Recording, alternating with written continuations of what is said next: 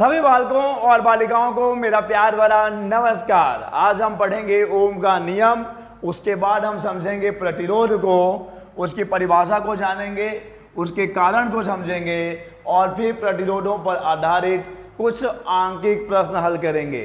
तो चलिए स्टार्ट करते हैं आज का ये लेक्चर और समझते हैं ओम का नियम। ओम का नियम ये आपने क्लास 10th में ऑलरेडी पढ़ा हुआ है, बहुत ही आसान सा नियम है। एक्चुअली में आज का लेक्चर ही बहुत आसान सा है, क्योंकि आज जो भी हम चीज़ें पढ़ेंगे वो आप पहले भी क्लास 10th में पढ़ चुके हैं। ओम का नियम क्या कहता है? ओम का नियम कि अगर या यदि किसी चालक की भौतिक अवस्था जैसे ताप, यांत्रिक विकृति आदि में परिवर्तन न हो, तो पहले कंडीशन सुन लीजिए कि ओम का नियम कहाँ पर लग सकता है, ओम का नियम कहाँ पे लागू होता है।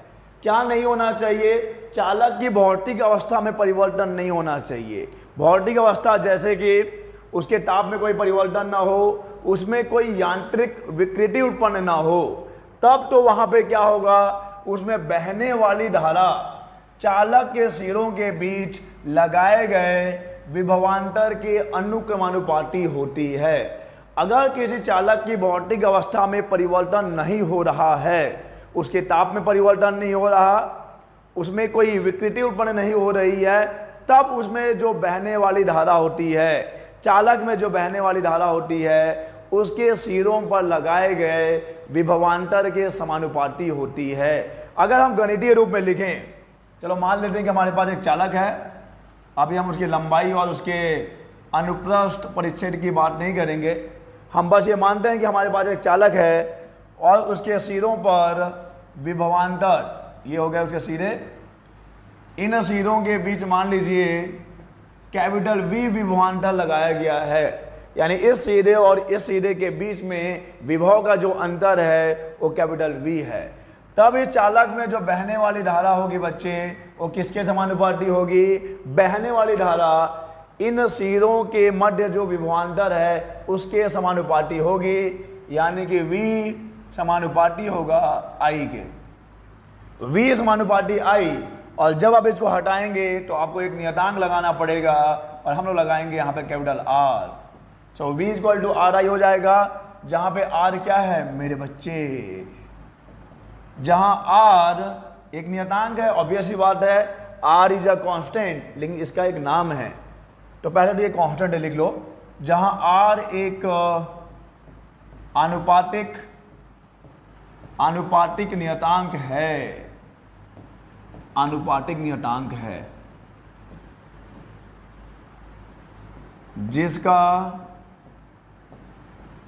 जिसका नाम क्यों कहें, जिसको ये लिख लेते हैं ना कि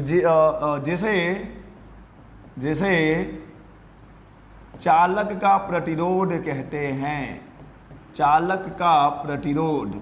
इसी लेक्चर में हम लोग प्रतिरोध को बहुत अच्छे से समझेंगे। तो यहाँ पर R एक नियतांक है जिसे चालक का प्रतिरोध कहते हैं। और एक चीज़ और आपको याद रखनी है कि R का मान V और I के मान पर निर्भर नहीं करता है। यहाँ मैं लिख दूँ, R का मान V और I के मान पर निर्भर नहीं करता, निर्भर नहीं करता। जनरली हम क्या करते हैं, जब भी किसी भौतिक राशि की निर्भरता देखते हैं अन्य भौतिक राशियों पर, तो हम उसके गणितीय फॉर्मूले से ये पता लगा लेते हैं कि कौन सी भौतिक राशि कौन सी भौतिक राशियों पर निर्भर कर रही है। लेकिन यहाँ पर याद रखिए, R जो है, जो प्रतिरोध है, वो विभवांतर और धारा पे निर्भर नहीं करेगा, तो निर्भर किस पे करेगा, इसको लिखना पड़ेगा।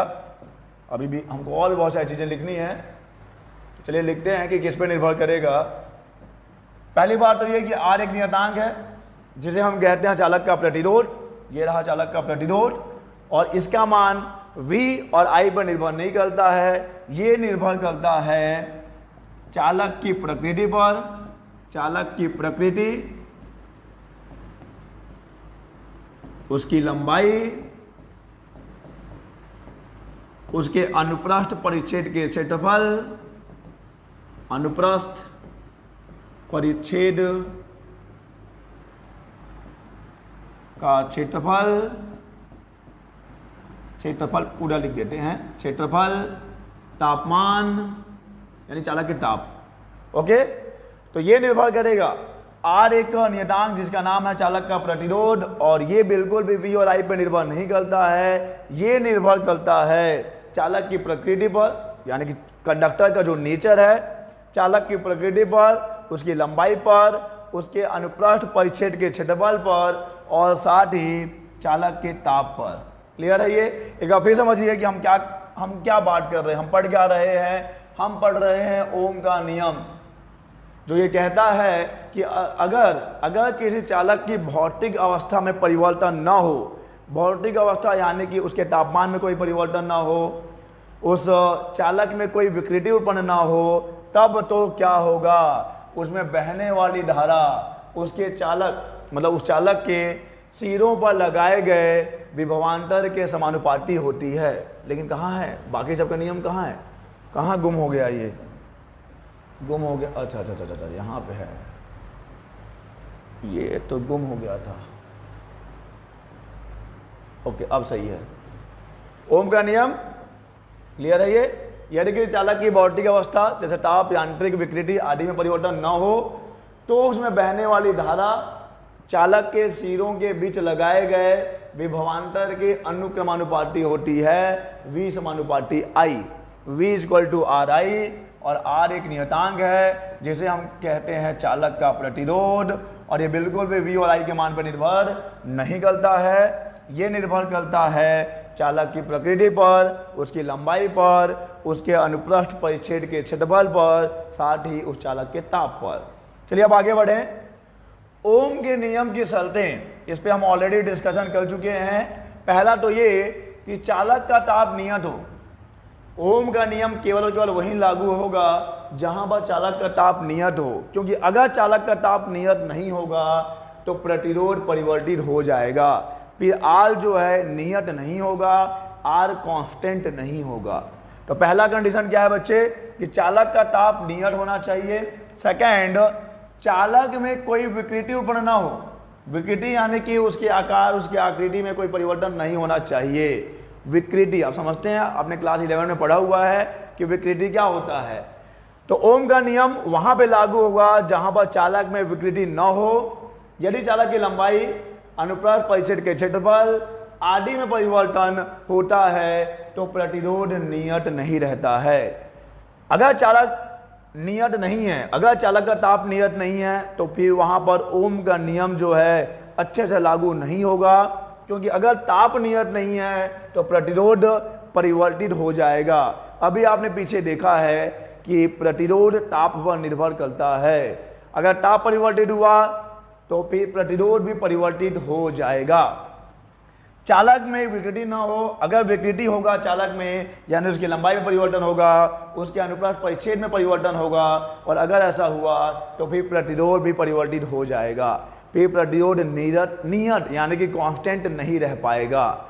तो हमने अभी तक क्या पढ़ा है बच्चे, हमने पढ़ा है कि ओम का नियम क्या है। बहुत ही आसान सा नियम है कि किसी भी चालक में अगर विकृति ना हो, उसके ताप में परिवर्तन ना हो, तो उसमें जो बहने वाली धारा होती है उसके सिरों पर लगाए गए विभवांतर के समानुपाती होती है, और ये है उस नियम की शर्तें।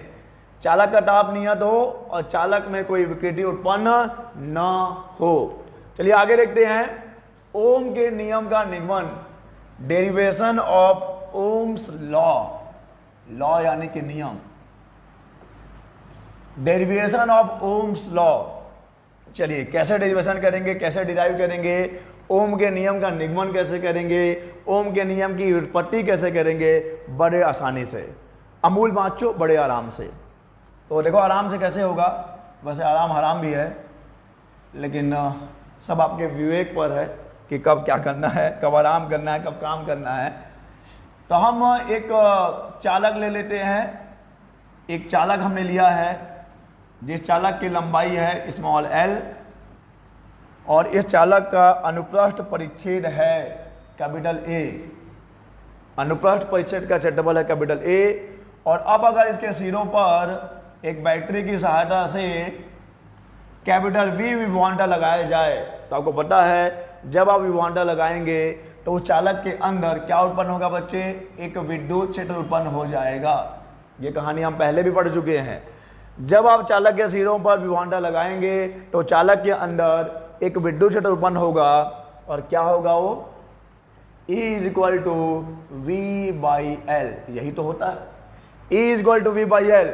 अगर आपके पास एक चालक है जिसकी लंबाई L है, अनुप्रस्थ परिच्छेद का क्षेत्रफल A है और अगर उसके सिरों पर विभवांतर V लगाया गया है तो एक बात और है कि यहाँ पे धारा प्रवाहित होगा, ये धारा होगा।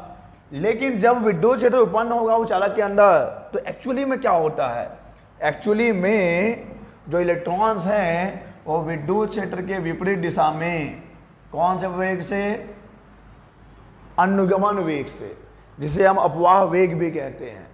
जब आप चालक के सिरों पर विभवांतर आरोपित करते हैं चालक के अंदर एक विद्युत क्षेत्र उत्पन्न होता है और उस विद्युत क्षेत्र के कारण उस चालक के अंदर जो मुक्त इलेक्ट्रॉन है वो विद्युत क्षेत्र के विपरीत दिशा में ऋण सीधे से, ये जो बैटरी का, ये जो चालक का ऋण सीधा है, ये धन सीधा है, तो विद्युत क्षेत्र के विपरीत दिशा में वो क्या होने लगते हैं, चलने लगते हैं। और जिस वेग से, जिस औसत वेग से वो चलने लगते हैं उस औसत वेग को हमने नाम दिया है अनुगमन वेग या अपवाह वेग, या उसी को हम कहते हैं ड्रिफ्ट वेलोसिटी अंग्रेजी में। तो ये हो जाएगा ड्रिफ्ट वेलोसिटी। तो पहली बात तो ये है कि E equal to V by L, इसका नंबर दे दो समीकरण number 1, E equal to V by L. और अब एक संबंध हमने पढ़ा है विद्युत धारा और लास्ट लेक्चर में ही हमने इसको पढ़ा है। अगर आपको नहीं, अगर आपने वो लेक्चर नहीं देखा है तो आप पहले उन लेक्चर्स को देख कर आइए। सफलता जो है स्टेप बाय स्टेप आगे बढ़ती है, वैसे ही सिलेबस या फिर चैप्टर भी एक एक लेक्चर करके आगे बढ़ता है। अगर आप कोई भी लेक्चर स्किप करते हैं, अगर कोई भी लेक्चर आप गायब कर देते हैं, नहीं पढ़ते हैं, तो आगे वाला लेक्चर आपको समझने में दिक्कत होती है। तो आपको एकदम क्रमशः लेक्चर्स को देखते जाना है और चीज़ों को समझते जाना है। यहाँ पे बात कर रहे हैं विद्युत धारा और अनुगमन वेग में संबंध, अनुगमन वेग में संबंध क्या होता है बच्चे, हम जानते हैं कि क्या संबंध है दोनों में, कोई भी नाजायज संबंध नहीं है, जायज है। I is equal to NEAVD, यही संबंध है। लास्ट लेक्चर में हमने इसको डिराइव किया है, इसकी व्युत्पत्ति की है। विद्युत धारा और अनुगमन वेग में संबंध I बराबर NEAVD, परंतु हमने ये भी तो पढ़ा है कि VD बराबर क्या होता है, VD बराबर होता है E capital E upon M into tau. VD equal to E capital E upon M into tau. अब एक काम करें, VD के मान को हम लोग यहाँ रखने से पहले, VD का मान हम यहाँ पे रख सकते हैं, लेकिन VD का मान यहाँ रखने से पहले क्यों ना हम E का मान समीकरण 1 रख दें। E का मान रखने पर, E का मान, E का हो गया, हम वो बात नहीं कर रहे हैं, हम बोल रहे हैं E का मान रखने पर कैपिटल E विद्युत क्षेत्र का मान रख दीजिए तो आपको VD इक्वल टू मिल जाएगा E कैपिटल E का जो मान है वो है V by L into M into tau. So VD equal to E V by L M into tau. और अब आपका जो अगला कदम होगा, इस VD के मान को, ये जो VD का मान है, इस VD का मान आप यहाँ रख दीजिए। VD का मान इस समीकरण में रखेंगे आप तो आपको क्या मिलेगा,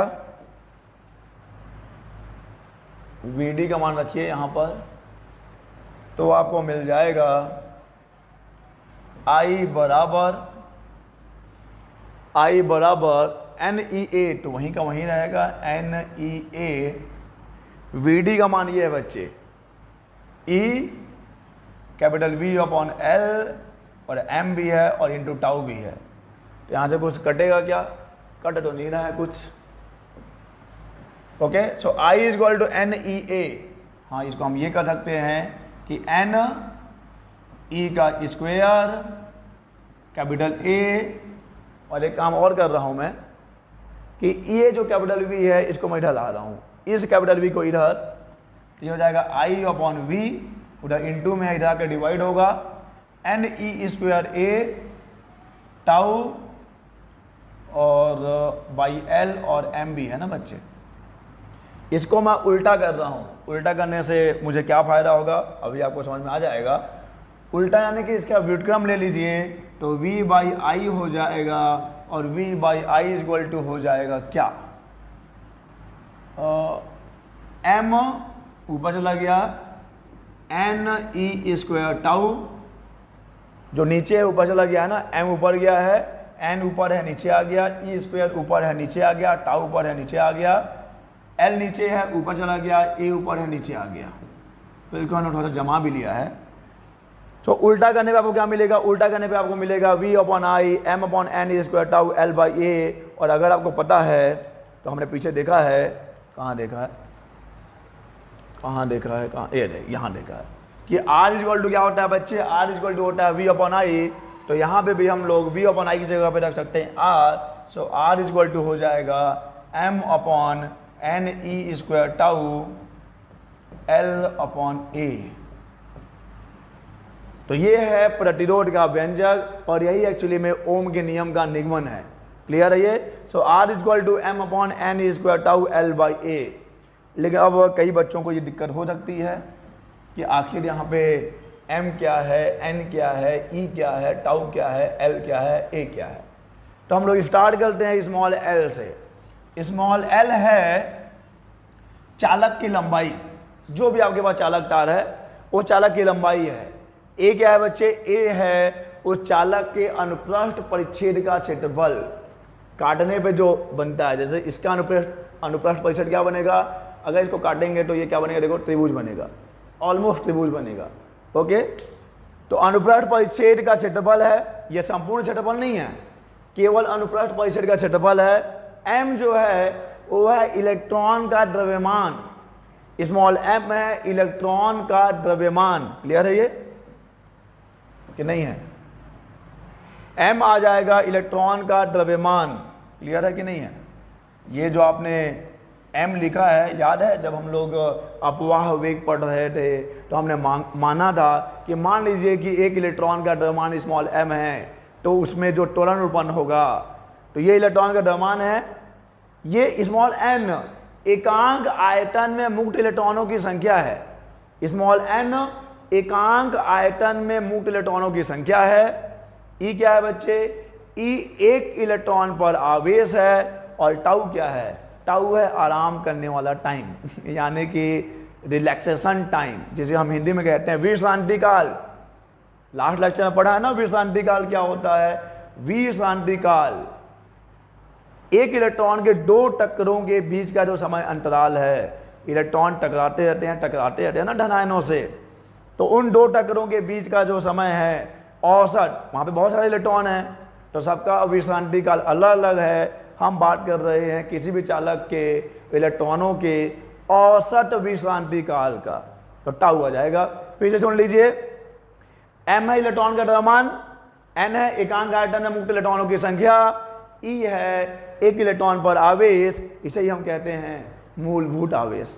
टाउ क्या है बच्चे, ये है आपका रिलैक्सेशन टाइम यानी कि विश्रांति काल, लंबाई है, और ये है अनुप्रस्थ परिच्छेद का क्षेत्रफल।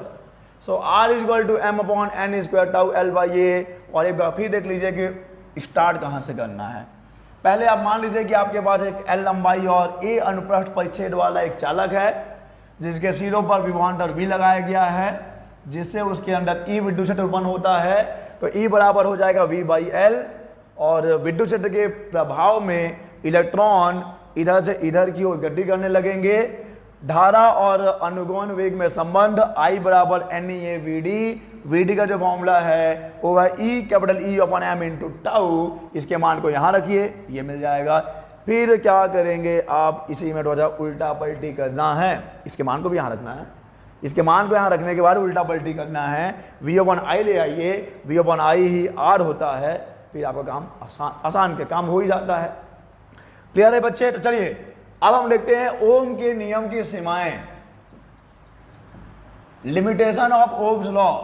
ओम्स लॉ के यानी कि ओम के नियम की सीमाएं पढ़ने से पहले देखिए आप दो चीज़ें आपको सुनने को मिल सकती हैं। क्या क्या चीज़ें हैं वो? एक जिसे हम कहते हैं ओमीय चालक, ओमीय चालक,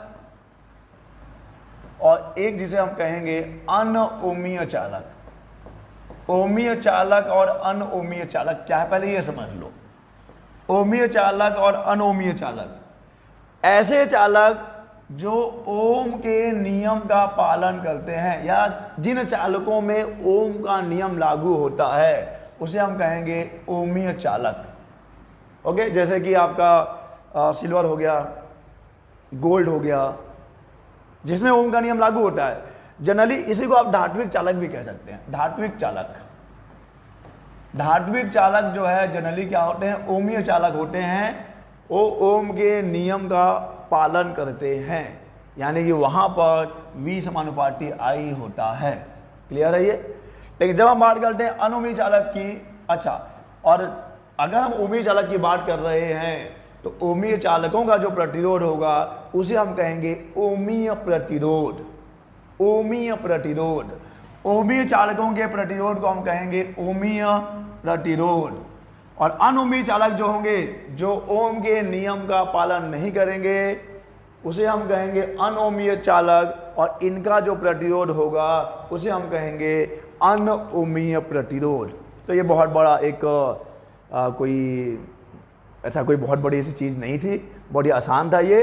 ओमीय चालक ऐसे चालक जो ओम के नियम का पालन करते हैं उसे हम कहते हैं ओमीय चालक, और इनके प्रतिरोध को हम कहेंगे ओमीय प्रतिरोध। ऐसे चालक जो ओम के नियम का पालन नहीं करते हैं, जैसे हम बात करें अर्ध चालकों की, अर्ध चालक जो है ओमीय नहीं है, वो अनओमीय है। क्लियर? अनओमीय चालक जो ओम के नियम का पालन नहीं करते हैं, और ऐसे चालकों के प्रतिरोध को हम कहेंगे अनओमीय प्रतिरोध। और चलिए अब आते हैं हमारे मेन हमारा मुद्दा था, जिसे हम थोड़े भटक गए थे। वापस आते हैं, हम पढ़ने वाले हैं ओम के नियम की सीमाएं। तो देखिए बच्चे, पहला सीमा क्या है? हम ये जानते हैं, अभी हमने पढ़ा है कि ओम का नियम क्या कहता है कि V समानुपाती I होता है। V समानुपाती I होता है, लेकिन ऐसा हमेशा नहीं होता। कब कब नहीं होता देख लीजिए। V की I से आनुपातिकता समाप्त हो जाती है। देखो बच्चे, यहां पर V और I के मध्य ग्राफ खींचा गया है, और ये जो लाइन ऐसा है ये सैद्धांतिक है कि ऐसा होना चाहिए। जैसे जैसे विभवांतर बढ़ेगा धारा का मान बढ़ेगा, जैसे जैसे विभवांतर बढ़ेगा धारा का मान बढ़ेगा, या जैसे जैसे धारा का मान बढ़ेगा विभवांतर का मान बढ़ेगा। क्लियर है ये? और दोनों क्योंकि समानुपाती हैं, V समानुपाती है I के, और जब समानुपाती के लिए आप एक वक्र बनाते हैं इन दोनों चरों के बीच में, तो आपको एक सीधी रेखा मिलना चाहिए। ये मिलता भी है, लेकिन ये जो आनुपातिकता है, ये जो एक लीनियर रिलेशनशिप है, ये जो एक रैखिक संबंध है दोनों के बीच में, ये कुछ वक्त के बाद बिगड़ने लगता है। अक्सर ऐसा होता है, ये ज़िंदगी बच्चे यहाँ पर जो संबंध बनते हैं कुछ वक्त के बाद उनमें गड़बड़ियाँ होने लगती हैं। यहाँ पर भी वो गड़बड़ होता है। जब धारा का मान बढ़ता है तो चालक का तापमान भी बढ़ने लगता है। ध्यान दीजिएगा, जब धारा का मान बढ़ेगा तो चालक का तापमान भी बढ़ेगा, क्योंकि आपको पता है कि धारा, किसी भी चालक में धारा के प्रवाह से उस चालक में ऊष्मा उत्पन्न होती है। इसे ही हम कहते हैं धारा का ऊष्मीय प्रभाव। आपको बेसिक आइडिया है, मुझे पता है, आपने क्लास 10 में पढ़ा हुआ है कि जब भी किसी चालक में धारा प्रवाहित होती है तो उस चालक में ऊष्मा उत्पन्न होती है, और उस ऊष्मा से वो चालक गर्म हो जाएगा। और अभी आपको पीछे बताया गया था कि चालक के तापमान में परिवर्तन नहीं होना चाहिए, लेकिन जब धारा का मान बढ़ेगा, जब धारा का मान बढ़ेगा तो उस चालक में ऊष्मा उत्पन्न होगी। ऊष्मा उत्पन्न होने से चालक का तापमान बढ़ेगा, और चालक का तापमान बढ़ने से वो जो चालक है उसका प्रतिरोध परिवर्तित हो जाएगा, यानी कि प्रतिरोध में परिवर्तन होगा, और प्रतिरोध में परिवर्तन होने से ये जो सीधा वक्र है वो सीधा ना होके विचलित हो जाएगा। यानी कि अब दोनों के बीच जो एक रैखिक संबंध था, अब वो संबंध रैखिक ना हो जाएगा, नहीं रह पाएगा, और कहीं जाके ये अपने सैद्धांतिक वक्र से भटक जाएगा। क्लियर है ये? तो V की I से आनुपातिकता समाप्त हो जाती है। अच्छा, कब होगा? बहुत अधिक धारा पर ऐसा होगा, क्योंकि धारा अधिक होने से ऊष्मा उत्पन्न होगी, ज़्यादा ऊष्मा उत्पन्न होने से चालक का तापमान बढ़ेगा, और तापमान बढ़ने से प्रतिरोध परिवर्तित हो जाएगा, और प्रतिरोध परिवर्तित होने से R नियत नहीं रहा। अब जब R नियत नहीं रहेगा तो ये दोनों एक दूसरे के समानुपाती अब नहीं रह पाएंगे। चलिए आगे देखते हैं। V तथा I के मध्य संबंध एकमात्र संबंध नहीं है, अर्थात उसी धारा I के लिए V के एक से अधिक V तथा I के मध्य संबंध एकमात्र संबंध नहीं है, क्योंकि I का किसी और V के साथ भी संबंध है। मैं उस नजरिए में नहीं बोल रहा हूं, लेकिन वैसा ही है यहाँ पर। V तथा I के मध्य संबंध एकमात्र संबंध नहीं होता है, उसी धारा I के लिए V के एक से अधिक मान प्राप्त हो सकते हैं। V तथा I के मध्य जो एक संबंध है वो अद्वितीय संबंध नहीं है, यानी कि एक I के लिए केवल एक V नहीं है, एक I के लिए वहां पर V के एक से अधिक मान भी हो सकते हैं। जैसा कि ये ग्राफ देखिए, यहां पर आपको गैलियम आर्सेनाइड का एक ग्राफ प्रदर्शित किया गया है। गैलियम आर्सेनाइड में उल्टता के सापेक्ष धारा में परिवर्तन। क्लियर है ये? यहाँ पे हमने यहाँ पे V को लिया है और यहाँ पे I को लिया है। तो अब आप जरा ध्यान दीजिए कि ये वाला जो V है उसके लिए धारा इधर कहीं I होगा, इस वाले V के लिए धारा I है, और इस वाले V के लिए भी क्या वही धारा है बच्चे? वही धारा है, यानी कि धारा तो एक है लेकिन V का मान अलग अलग है। यानी कि V और I के मध्य जो संबंध है वो यूनिक नहीं है, एकमात्र संबंध नहीं है। वो क्या है? अलग अलग एक ही I के लिए V के एक से अधिक मान प्राप्त हो जाते हैं। I तो यहाँ पर एक ही है, देख लो। I मतलब I का कुछ तो मान होगा, यहाँ पे मैं आंकिक मान नहीं ले रहा हूँ। I का एक फिक्स मान के लिए V के अलग अलग मान हमको प्राप्त हुए हैं। यही हम कहना चाहते हैं कि V और I के मध्य संबंध एकमात्र संबंध नहीं है। I का जो एक मान होगा उसके लिए V के एक से अधिक मान भी प्राप्त आपको हो सकते हैं। क्लियर है ये? हालांकि ये ऐसा धातुओं में नहीं होता है, हम यहाँ पे एक स्पेशल कोई केस ले रहे हैं, उन किन्हीं परिस्थितियों में ऐसा हो सकता है। जैसे एग्जाम्पल आपको दिया गया है कि गैलियम आर्सेनाइड ले लीजिए, उसका थोड़ा अध्ययन करिए तो आपको ऐसा मिल सकता है। और ये देखिए क्या है बच्चे, अब V तथा I के मध्य संबंध V के चिन्ह पर निर्भर करता है। V और I के मध्य जो संबंध है वो V के चिन्ह पर निर्भर करता है। इस ग्राफ को देखिए, ये ग्राफ आप पढ़ेंगे चैप्टर 14 में, यानी कि अर्धचालक, जो चैप्टर 14 है अर्धचालक पदार्थ एवं युक्तियां। ये एक पीएन जंक्शन डायोड का V और I ग्राफ है। V और I graph PN junction diode यानी कि पीएन संधि डायोड का। इसमें क्या दिख रहा है आपको? पहले मैं समझा दूं फिर मैं पढ़ूंगा। यहाँ पर एक वोल्टेज है 0.2 वोल्ट, 0.2 वोल्ट है, और उसके लिए आपको धारा इधर कहीं मिला है। ओके बच्चे, जितना मान लो 1.2 मिली एम्पियर के आसपास मिला है। और यहाँ पर उतना ही वोल्टेज, जब उसके चिन्ह को हमने बदल दिया है, वोल्टेज के मान को हमने स्थिर रखा है बच्चे, वोल्टेज के मान को हमने स्थिर रखा है -0.2। यहाँ पे 0.2 वोल्ट है, हमने 0.2 वोल्ट को 0.2 वोल्ट ही रखा है, बस उसके चिन्ह को बदल दिया है। यानी यहाँ पे प्लस में है, यहाँ पे माइनस ले लिया है। तो प्लस के लिए जो करंट मिला है, माइनस के लिए भी उतना करंट नहीं मिलता। माइनस के लिए तो देखो बहुत ही कम करंट मिला है, 1 माइक्रो एम्पियर के आसपास। ये सभी जो है प्रयोगों से प्राप्त ग्राफ हैं, हम हवा में पतंग नहीं उड़ा रहे हैं, ये प्रयोगों से प्राप्त ग्राफ हैं।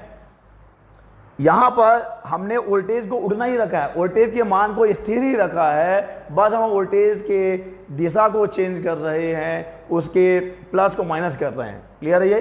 तो 0.2 वोल्ट के लिए मान लो इतना मिला है 1.5 मिली एम्पियर, तो -0.2 के लिए 1 माइक्रो एम्पियर धारा मिला है। इससे क्या समझ में आता है कि V और I के मध्य संबंध जो है वो V के चिन्ह पर निर्भर करता है।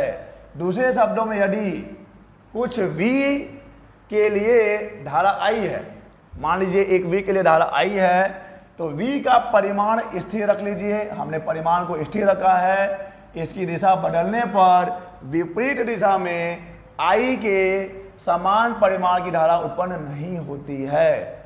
हमने वोल्टेज को उठना ही लिया है।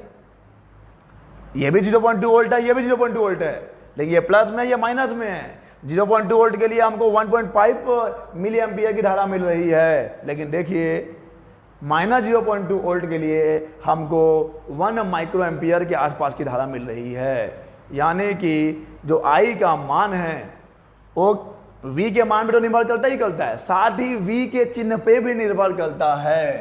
क्लियर है ये? तो ये रहे ओम के नियम की सीमाएं। पहला कि V और I की आनुपातिकता समाप्त हो जाती है। ऐसा अक्सर बहुत अधिक धारा पे होगा, क्योंकि बहुत अधिक धारा पे बहुत ज़्यादा ऊष्मा उत्पन्न होगी, जिससे कि तापमान बढ़ेगा चालक का, और तापमान बढ़ने से प्रतिरोध में भी परिवर्तन आएगा।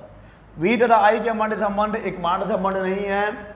एक ही I के लिए V के बहुत सारे यानी कि एक से अधिक मान प्राप्त हो सकते हैं, और ये है कि V तथा I के मध्य जो संबंध है वो V के चिन्ह पर निर्भर करता है। यहाँ पे आप ग्राफ से समझ सकते हैं। चलिए अब बात करते हैं प्रतिरोध की, कि प्रतिरोध क्या होता है। अंग्रेजी में कहते हैं रेजिस्टेंस। कोई चालक विद्युत धारा के मार्ग में जो रुकावट डालता है उसे उसका प्रतिरोध कहते हैं। कोई भी चालक विद्युत धारा के मार्ग में जो रुकावट, जो बाधा, जो व्यवधान उत्पन्न करता है उसे हम वो चालक का प्रतिरोध कहते हैं। अभी हम देख चुके हैं कि R बराबर क्या होता है बच्चे, V/I होता है। इसी R की बात हो रही है। यही है चालक का प्रतिरोध, जो विभवांतर और धारा के अनुपात के बराबर होता है। R बराबर V/I, ये तो उसका गणितीय एक फॉर्मूला है, गणितीय सूत्र है। यहाँ से आप R का मान निकाल सकते हैं, लेकिन R का भौतिक अर्थ क्या है, फिजिकल मीनिंग क्या है बच्चे। तो कोई भी चालक विद्युत धारा के मार्ग में जो रुकावट, जो व्यवधान उत्पन्न करता है, जो एक समस्या उत्पन्न करता है, हम उसे कहते हैं उस चालक का प्रतिरोध, यानी कि रेजिस्टेंस। और फॉर्मूला आपके पास है, और इसकी हमने व्युत्पत्ति भी करी है। तो हमको क्या मिला है, R बराबर m/n/e² टाउ L/A, यही मिला ना बच्चे हमको। इसकी तो व्युत्पत्ति हमने करी है। तो क्या हो जाएगा प्रतिरोध, प्रतिरोध यानी कि प्रतिकार करना, विरोध करना, अपोज करना, रुकावट उत्पन्न करना, बाधा उत्पन्न करना, व्यवधान डालना। कोई भी चालक करंट के प्रवाह में जो कांटे बो देता है, जो कांटे उत्पन्न करता है, उसे हम कहते हैं वो चालक का प्रतिरोध। लेकिन अब ये सवाल ये है, मुझे उम्मीद है कि आपको प्रतिरोध क्लियर है कि प्रतिरोध है क्या, रेजिस्टेंस है क्या। चालक विद्युत धारा के मार्ग में जो रुकावट डाल रहा है, चालक विद्युत धारा के प्रवाह में, विद्युत यानी इलेक्ट्रिक करंट के फ्लो में जो एक अपोजिशन, उसको जो रजिस्ट कर रहा है, वही रेजिस्टेंस कहलाता है। अंग्रेजी में रेजिस्टेंस है और हिंदी में प्रतिरोध है। लेकिन सवाल अब ये है कि जिस धारा के प्रवाह के कारण, देखो आपको पता है कि हम पदार्थों को तीन भागों में बांट लेते हैं। एक तो चालक होता है, दूसरा कुचालक होता है, जिसे आप विद्युत रोधी भी कहते हैं, और एक होता है अर्धचालक। अर्धचालक इन दोनों के बीच का है, जिसे हम चैप्टर 14 में पढ़ेंगे। बात करते हैं चालक और कुचालक की। ऐसे पदार्थों को जिनमें से कि विद्युत का प्रवाह हो जाता है उसे हम चालक कहते हैं। चालक सुनने में अच्छा लगता है, भाई चालक है ये, इसमें से विद्युत धारा का प्रवाह होता है। कुचालक ऐसे पदार्थों को कहते हैं जिसमें से कि होकर विद्युत धारा का प्रवाह नहीं होता है। तो कुचालक की तो हम बात ही नहीं करेंगे, वहाँ से तो विद्युत धारा का प्रवाह हो ही नहीं रहा है, इसलिए तो कुचालक है। कुचालक किसी काम का नहीं है। लेकिन जब हम बात करते हैं चालक की, तो हम उसको चालक का दर्जा इसलिए दिया है हमने क्योंकि उसमें से विद्युत धारा का प्रवाह होता है। लेकिन सवाल अब ये है कि विद्युत धारा के प्रवाह के कारण ही हम उस पदार्थ को चालक कह रहे हैं, तो फिर वो चालक, फिर वो पदार्थ उसी विद्युत धारा के मार्ग में रुकावट उत्पन्न क्यों कर रहा है? तो बच्चे बात यह है कि उनकी भी कुछ मजबूरियां रही होंगी, मैं उस चालक की बात कर रहा हूँ और ऐसा हमारे जीवन में भी हो सकता है, उनकी भी कुछ मजबूरियां रही होंगी, यूं ही कोई बेवफा नहीं होता। तो उस चालक का भी कुछ मजबूरी है जिसके कारण वो विद्युत धारा के मार्ग में रुकावट उत्पन्न कर रहा है। और अब हम उसी मजबूरी को समझने वाले हैं। क्या मजबूरी है उसकी कि वो विद्युत धारा के मार्ग में रुकावट उत्पन्न कर रहा है, और वही रुकावट जिसे हम नाम दे रहे हैं प्रतिरोध का। कहाँ से आता है यह प्रतिरोध? चलिए समझते हैं। प्रतिरोध का कारण बहुत आसान है। प्रतिरोध का कारण देखो, हम ले लेते हैं ये चालक, ये जो लंबा चौड़ा निबंध लिखा हुआ है उसको भी मैं समझाऊंगा। ये हो गया चालक। पहले तो इसमें धारा का प्रवाह होगा नहीं है, इसमें बहुत सारे मुक्त इलेक्ट्रॉन हैं और वो इलेक्ट्रॉन बह भी रहे हैं, हम इसकी चर्चा कर चुके हैं। इलेक्ट्रॉन बह रहे हैं लेकिन धारा प्रवाहित नहीं होता है, क्योंकि अभी जो इलेक्ट्रॉन हैं वो यादृच्छिक गति कर रहे हैं, वो अनियमित गति कर रहे हैं, और ऐसे हालात में उनका जो परिणामी वेग होता है किसी एक दिशा में वो शून्य होता है। इसलिए यहाँ पर आपको विद्युत धारा का प्रवाह नहीं मिलता है। लेकिन जब हम लोग इसके सिरों पर एक बैटरी जोड़ के विभवांतर लगा देंगे, विभवांतर उत्पन्न करेंगे, जिससे कि इसके अंदर एक विद्युत क्षेत्र उत्पन्न होगा, और अब इस विद्युत क्षेत्र के कारण जो इलेक्ट्रॉन होंगे उनको एक डायरेक्शन मिल गया है, एक दिशा मिल गया है आगे बढ़ने का। अब सभी इलेक्ट्रॉन इस विद्युत क्षेत्र के विपरीत दिशा में गति करने लगते हैं, और जिस औसत वेग से गति करते हैं उसे हम ड्रिफ्ट वेलोसिटी यानी कि अनुगमन वेग अर्थात अपवाह वेग कहते हैं। तो अब सभी इलेक्ट्रॉन उधर जा रहे हैं, लेकिन बात यह है बच्चे कि इलेक्ट्रॉन तो मूव कर रहे हैं विद्युत क्षेत्र के विपरीत दिशा में, लेकिन वहाँ पर दृढ़ धन आवेश भी तो है बच्चे। दृढ़ धन आवेश, ये बस मैं डेमो दिखा रहा हूँ। अंदर का मामला कैसा भी हो सकता है, हालात और भी गंभीर हो सकते हैं। तो दृढ़ धन आवेश हैं, अंदर में है वो। और चलिए अब हम इलेक्ट्रॉनों की बात करते हैं। इलेक्ट्रॉन उस विद्युत क्षेत्र के कारण त्वरित होंगे, ये त्वरित हुआ जाकर टकरा गया, उसके मुकद्दम यही है, जाकर टकरा गया। लेकिन वो हार नहीं माना, फिर वो त्वरित होगा, फिर जाकर टकरा जाएगा, फिर वो त्वरित होगा, फिर जाकर टकरा जाएगा। ऐसा सभी इलेक्ट्रॉनों के साथ होगा। ये इलेक्ट्रॉन त्वरित होगा जाकर फिर टकरा गया, ये इलेक्ट्रॉन फिर हिम्मत जुटाएगा, फिर हौसला जुटाएगा, फिर त्वरित होगा, फिर जाकर टकरा गया, फिर जाकर टकरा जाएगा, फिर जाकर टकरा जाएगा। अगर आपको एक खुले ग्राउंड में दौड़ने के लिए बोल दिया जाए तो आप अपने मैक्सिमम स्पीड से भागेंगे, आप अपने अधिकतम रफ्तार से भागेंगे। लेकिन वहीं पे अगर गड्ढे या खंबे गड़ा दिए जाएं और आपकी आंखों में पट्टी बांध दिया जाए तब तो आप जाकर टकराते रहेंगे, लेकिन आप हिम्मत नहीं हारेंगे। चलिए यहाँ पे अगर हम देखा जाए तो आपको पता है कि आपकी मंजिल आगे है, तो आप वहाँ पे हिम्मत नहीं हारेंगे, आप टकराएंगे, फिर खड़े होंगे, फिर टकराएंगे, गिरेंगे, फिर खड़े होंगे। लेकिन ऐसे में आप अपने अधिकतम रफ्तार को प्राप्त नहीं कर पाएंगे। ऐसा यहाँ पे भी होता है। इलेक्ट्रॉन जो है वो निरंतर दृढ़ धन आवेशों से टकराते रहते हैं। दृढ़ धन आवेश क्या होते हैं? धन आवेश एक्चुअली में क्या है? वो परमाणु हैं जिनमें से इलेक्ट्रॉन निकल गया है, और इलेक्ट्रॉन निकल जाने के कारण वो धनावेशित हो गए हैं, और ये एक्चुअली में परमाणु हैं जिनका द्रव्यमान काफ़ी ज़्यादा है, जिसके कारण से कि वो इस विद्युत क्षेत्र के कारण गति नहीं कर पाते हैं। इस धन आवेश पर और इलेक्ट्रॉन जो ऋण आवेश है उस पर बल तो समान लग रहा है, लेकिन परमाणु का द्रव्यमान बहुत ज़्यादा है, इलेक्ट्रॉन का द्रव्यमान नगण्य है, जिससे कि इलेक्ट्रॉन त्वरित हो पा रहे हैं, और धन आवेश क्या बोलते हैं, टच से मस भी नहीं हो रहे हैं, उनको फर्क नहीं पड़ता। ऐसे बल हमको नहीं हिला पाएंगे। अब मैं बल लगा के पर्वत पहाड़ को नहीं हिला सकता ना, पत्थर को हिला सकता हूँ, पर्वत पहाड़ तो नहीं हिला पाऊंगा ना।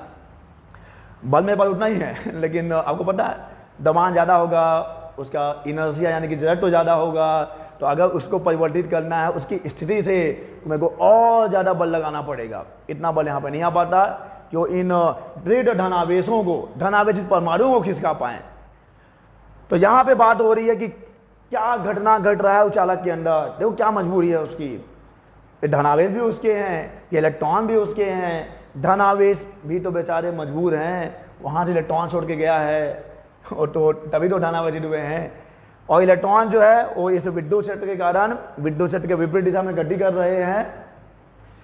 लेकिन ऐसा नहीं है कि टॉयड होते चले जाएंगे, ऐसा नहीं होता ना। क्या होता है, वो टॉयड होते हैं फिर जाके टकरा जाते हैं, फिर टॉयड होते हैं फिर जाके टकराते जाते हैं। तो ये जो टक्कर है इलेक्ट्रॉनों की, जो धन आवेशित परमाणु से जो टक्कर है, जो कॉलिजन है, जो एक संघट है, यही कारण है प्रतिरोध का। क्योंकि इसी के कारण तो इलेक्ट्रॉन जो हैं वो उनके गति में व्यवधान उत्पन्न हो रहा है। और इलेक्ट्रॉनों का प्रवाह ही तो विद्युत धारा है, और इलेक्ट्रॉनों का प्रवाह बहुत ठीक से नहीं हो पा रहा। क्यों? क्योंकि वहाँ पर है दृढ़ धन आवेशित परमाणु, और इन्हीं दृढ़ धन आवेशित परमाणुओं से इलेक्ट्रॉन निरंतर टकराते रहते हैं, और इस विद्युत क्षेत्र के कारण जो प्राप्त त्वरण है उसको खोते रहते हैं। तो क्लियर है बच्चे? तो जब किसी चालक के सिरों के बीच विभवांतर लगाया जाता है तो चालक के अंदर विद्युत क्षेत्र स्थापित हो जाता है, सबको मालूम है। फलस्वरूप मुक्त इलेक्ट्रॉन त्वरित होकर विद्युत क्षेत्र की विपरीत दिशा में चलने लगते हैं, यह भी हम जानते हैं।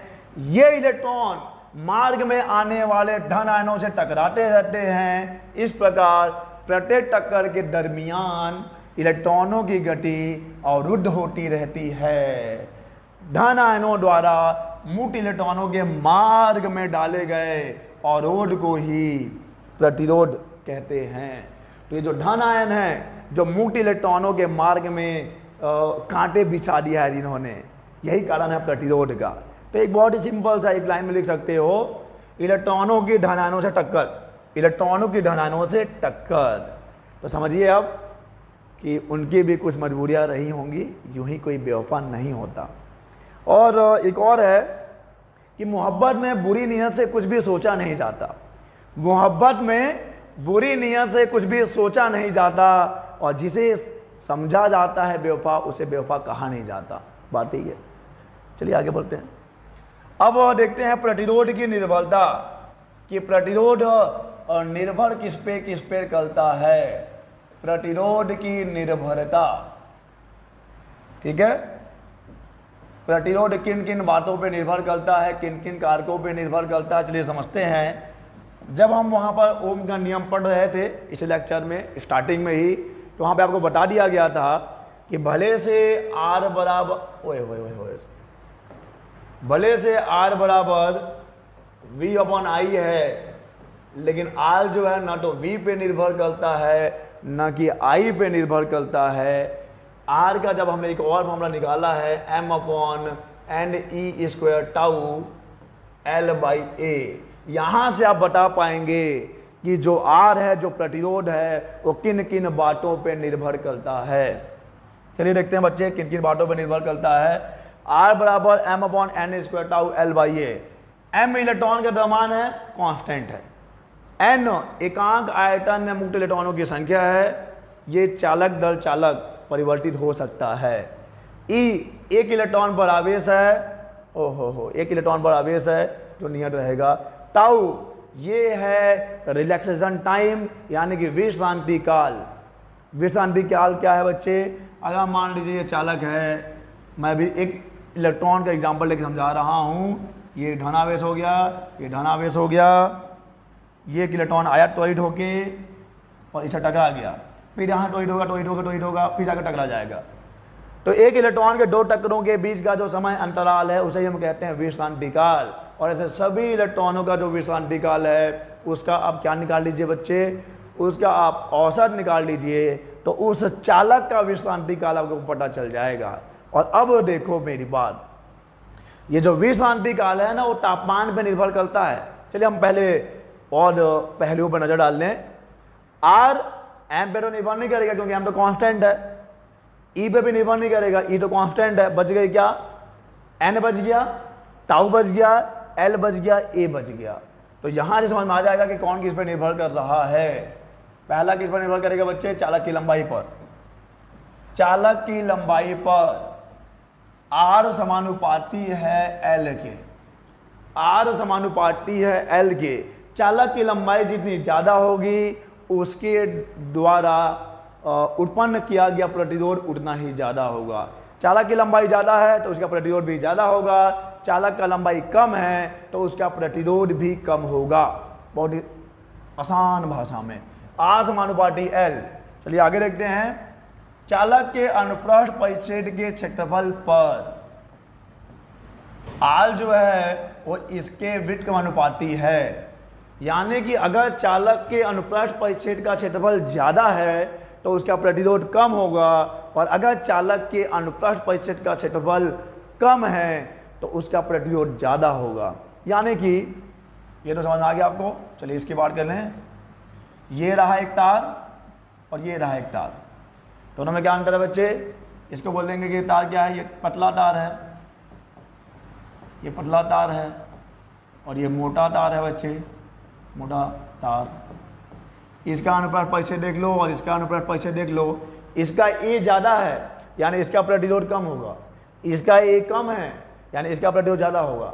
यानी कि पतले तार का प्रतिरोध ज़्यादा होता है और मोटे तार का प्रतिरोध कम होता है।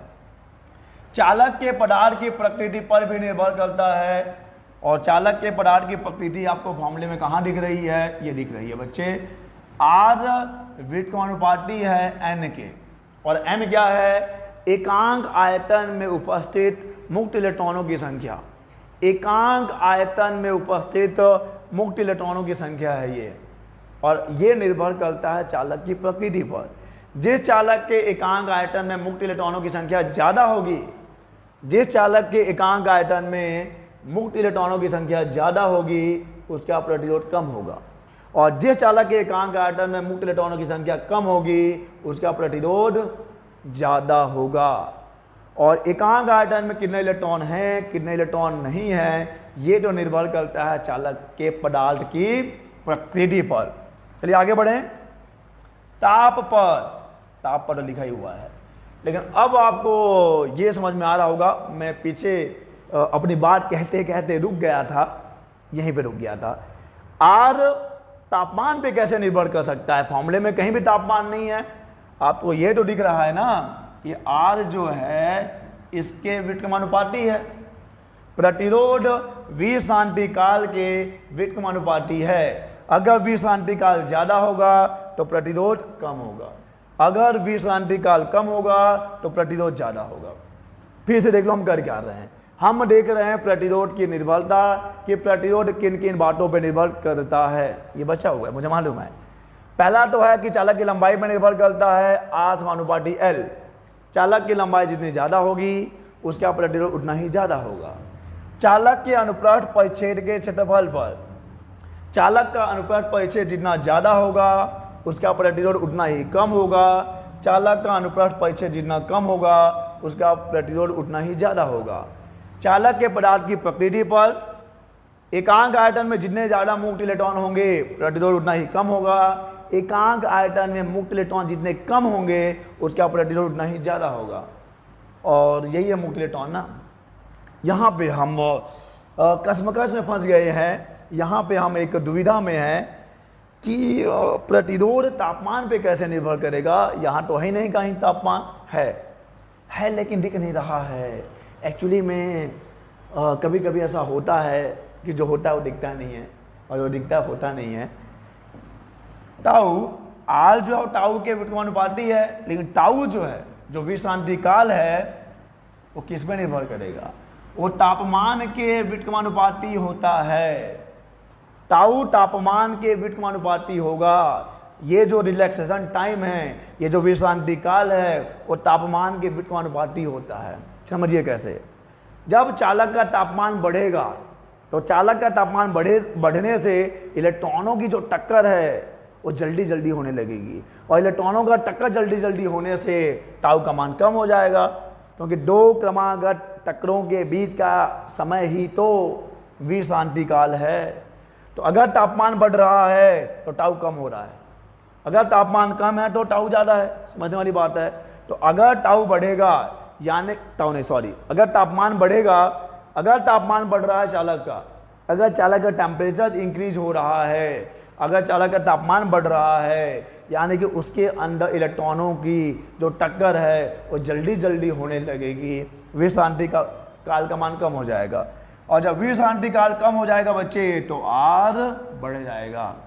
अब ऐसा भी समझ सकते हो कि R इसके विड्थ के अनुपाती है, ये इसके समानुपाती है, यानी ये इसके समानुपाती है, आसान है।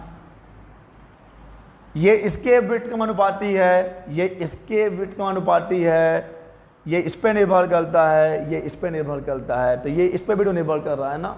R समानुपाती T।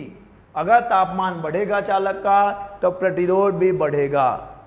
ठीक है बच्चे, अगर चालक का तापमान बढ़ रहा है तो उसका प्रतिरोध भी बढ़ रहा है। और अब बात कर लेते हैं इसकी भी एक बहुत ही छोटा सा एक 2 लाइन की परिभाषा। विद्युत चालकत्व, इलेक्ट्रिक कंडक्टेंस, किसी चालक के प्रतिरोध के व्युत्क्रम को उसका विद्युत चालकत्व कहते हैं। इसे कैपिटल जी से प्रदर्शित करते हैं। So capital G equal to क्या हो जाएगा बच्चे, कैपिटल जी इक्वल टू हो जाएगा 1/r। Capital G equal to 1/r। R क्या है, प्रतिरोध क्या है, कोई भी चालक विद्युत धारा के मार्ग में जो अवरोध उत्पन्न करता है उसे हम उस चालक का प्रतिरोध कहते हैं। और जब हम बात करेंगे विद्युत चालकत्व की, यानी कि ये बताता है कि कोई चालक कितना बढ़िया चालक है। अगर उसका विद्युत चालकत्व ज़्यादा है यानी उसमें से विद्युत धारा का प्रवाह बहुत अच्छे से होता है। अगर विद्युत चालकत्व का मान कम है यानी कि उसमें से विद्युत धारा का प्रवाह थोड़ी मुश्किल से होता है। सो G इक्वल टू 1/r। तो अगर हम देखें कैसे परिभाषित किया है तो capital G equal to 1/r चालक के प्रतिरोध के व्युत्क्रम को उस चालक का विद्युत चालकत्व कहते हैं। मात्रा क्या हो जाएगा बच्चे, अच्छा कहीं भी हमने इसकी मात्रा की बात नहीं कह रही है, हम भूल गए थे।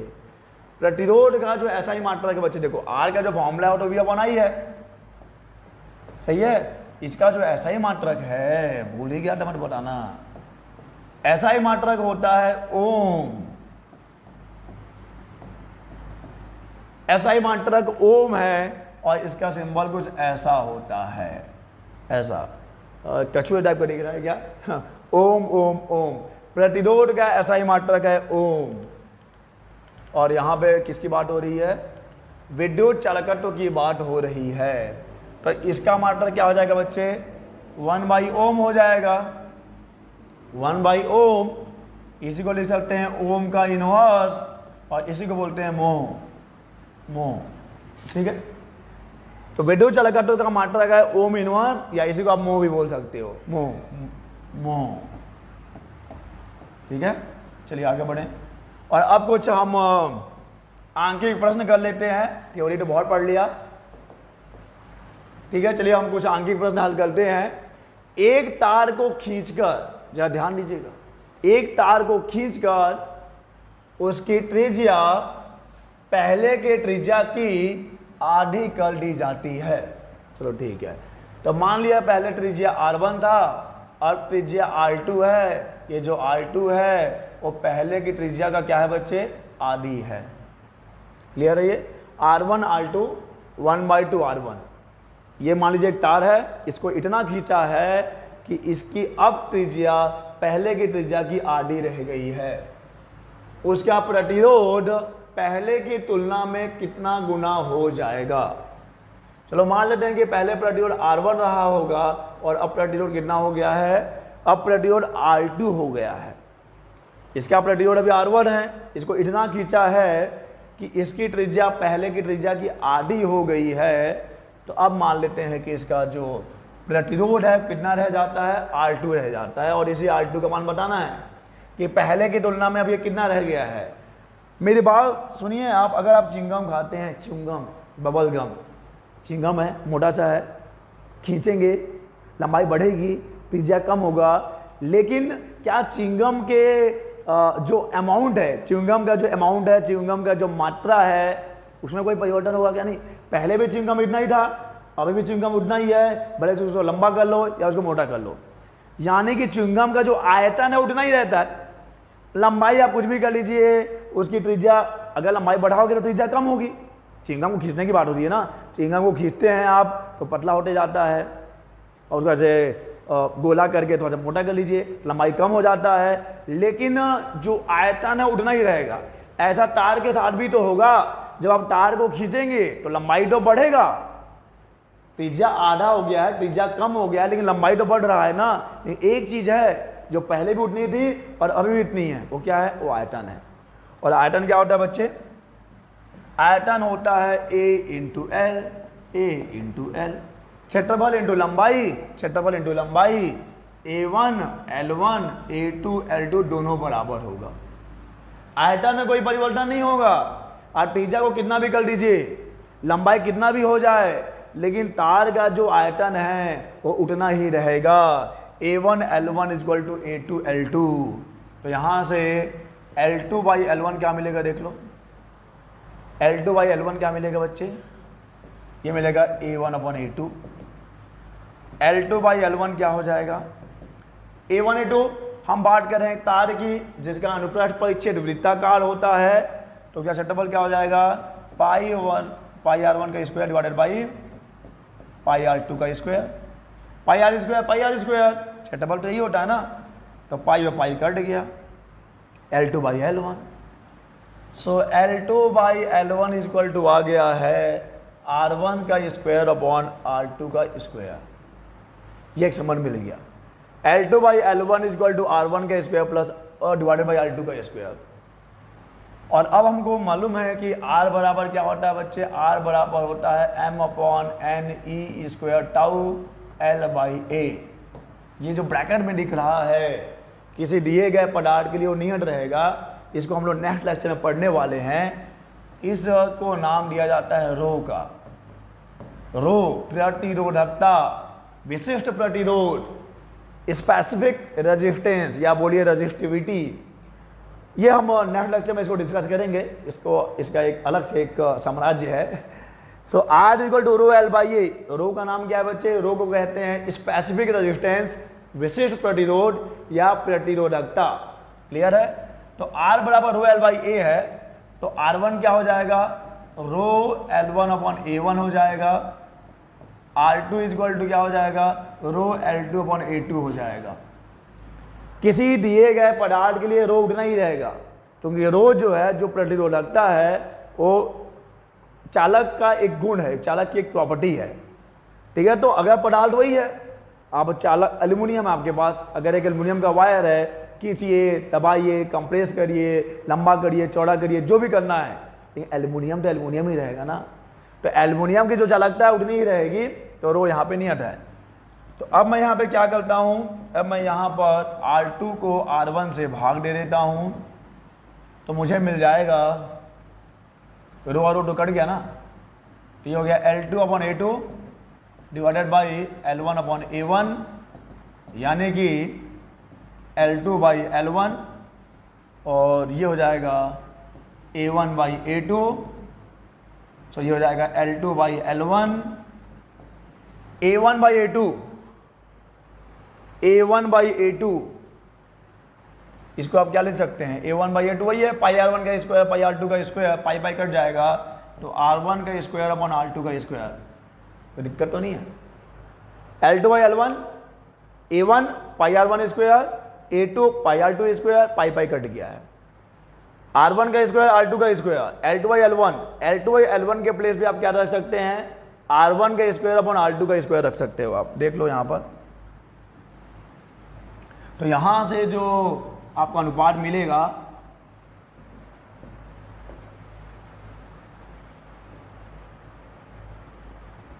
यहां से जो अनुपात मिलने वाला है आपको R2 बाई R1 का, वो क्या मिलेगा? L2 बाई L1 के प्लेस पे रख सकते हैं आप R1 का स्क्वायर अपॉन R2 का स्क्वायर, R1 का स्क्वायर अपॉन R2 का स्क्वायर, और ये भी तो वही है, R1 का स्क्वायर अपॉन R2 का स्क्वायर। तो कुल मिला के ये हो जाएगा R1 का घात 4 बटे R2 का घात 4। क्लियर है ये? So R2 upon R1, R2 upon R1 is equal to, R1 तो R1 ही है, R1 तो R1 ही है ना बच्चे, डिवाइडेड बाई R2 कितना है? R2 का मान आप R1 के टर्म्स में रख सकते हैं 1/2। क्लियर है ये? तो ये हो जाएगा 1/2 R1, और इसका घात 4 भी तो है। R2 का मान आपने क्या रख दिया? 1/2 R1। खींचने के बाद क्या हो जाता है? खींचने के बाद जो त्रिज्या होती है वो पहले की त्रिज्या की आधी रह जाती है। तो ये मिल जाएगा R1 का घात 4 बटे 1/2 1/2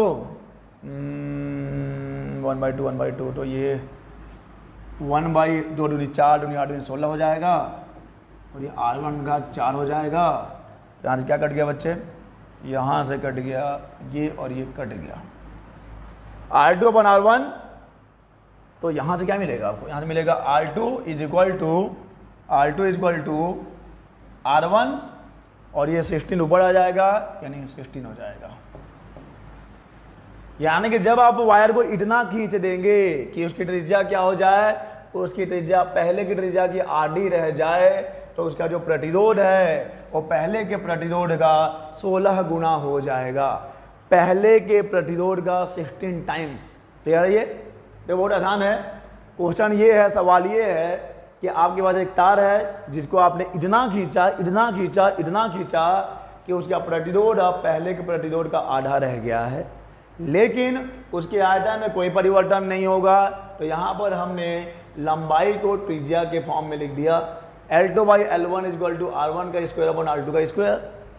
R1 रो L1/A1 यही प्रतिरोध रखता है, R2 equal to row L2/A2 R2/R1। आप सॉल्व करते आइए, आपको आंसर ये मिल जाएगा।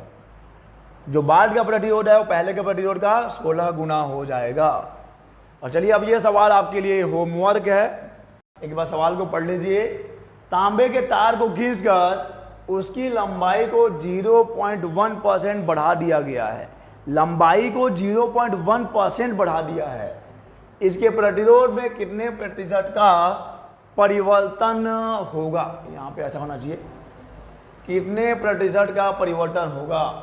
तो तांबे के तार को खींचकर क्या किया है, उसकी लंबाई को 0.1% बढ़ाया है। यानी कि अगर हम मान लें कि प्रारंभिक लंबाई 100 है, तो प्रति 100 में कितना बढ़ रहा है, 0.1 बढ़ रहा है। यानी आपको dl/L दिया है, आपको dl/L दिया, याद रखिएगा। ना तो ये L है ना तो ये केवल dl है, ये प्रति 100 पर कितना परिवर्तन हो रहा है, प्रति 100 पर 0.1 का परिवर्तन हो रहा है। तो dl/L is equal to 0.1/100। Clear है ये? तो इस क्वेश्चन को आपको सॉल्व करना है, और एक बहुत इंपॉर्टेंट पॉइंट मैंने आपको बता दिया है। तो ये क्वेश्चन आपके लिए होमवर्क है। तो चलिए इस क्वेश्चन को सॉल्व करिए।